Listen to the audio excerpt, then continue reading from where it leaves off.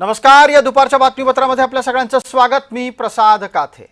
या क्षणाची एक महत्त्वाची बातमी येते ती अर्थातच माणिकराव कोकाटे यांच्या संदर्भातली। माणिकराव कोकाटेंना तातडीने अटक करा असे आदेश न्यायालयाने दिलेले आहेत।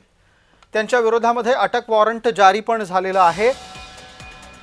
कोणत्याही क्षणी त्यांची अटक होऊ शकते हे लक्षात घेऊन माणिकराव कोकाटे रुग्णालयात दाखल झालेले आहेत। या प्रकरणातली पुढची सुनावणी ही आता 19 डिसेंबरला होईल।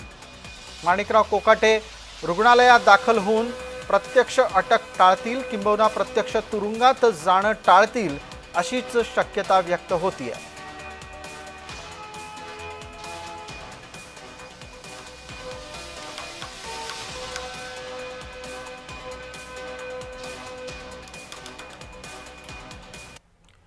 किरण गोटूर आमचे सहकारी या निमित्ताने सोबत जोडले आहेत। किरण, माणिकराव कोकाटे रुग्णालयात दाखल झाल्याची बातमी येते, काय अधिकचा तपशील आहे?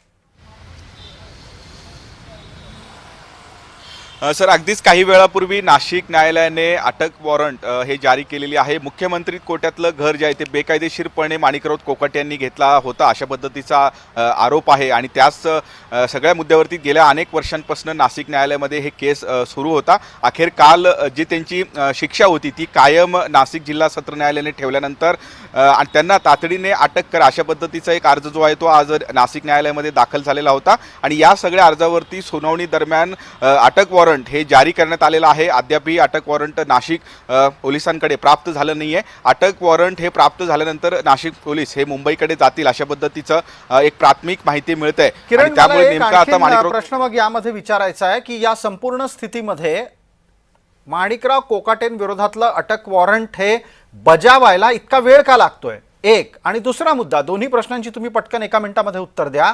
या सगळ्या घटनाक्रमामध्ये माणिकराव कोकाटेंचा बचाव काय आहे?